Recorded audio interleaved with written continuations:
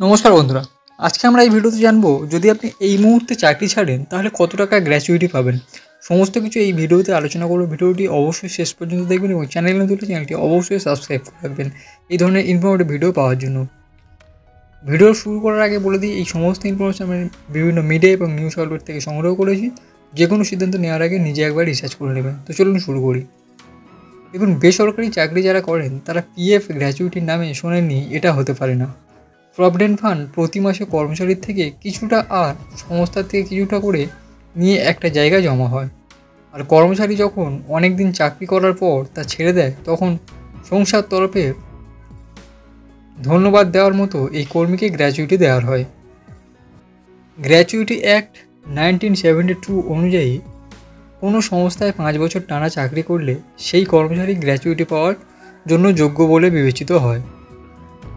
এছাড়া কোনো কর্মচারী অবসর গ্রহণ করলে সে গ্র্যাচুইটি পাওয়ার যোগ্য বলে বিবেচিত হন, বা কোনো কর্মচারী অকাল মৃত্যু হলে তার পরিবার গ্র্যাচুইটি পায়।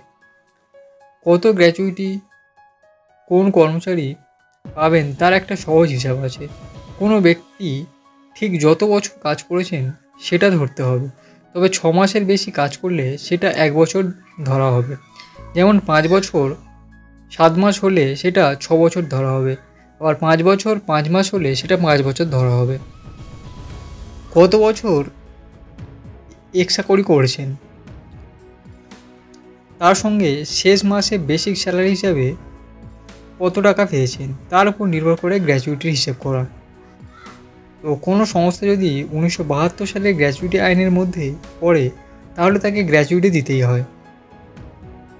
গ্র্যাচুইটি কত পাওয়া যাবে সেটা জানার জন্য একটা হিসেব করতে হয়। এই হিসেব 1 মাসকে 26 দিন ধরা হয়, কারণ বাকি 4 দিন রবিবার হিসেবে ধরে।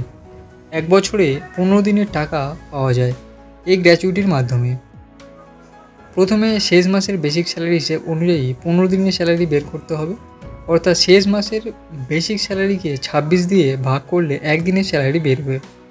তারপর তাকে 15 দিয়ে গুণ করলেই বেরোবে 15 দিনের স্যালারি। তার সঙ্গে যত বছর সার্ভিস করছেন সেই ব্যক্তি তা দিয়েই গুণ করতে হয়, তাহলে বেরিয়ে যায় গ্র্যাচুইটি।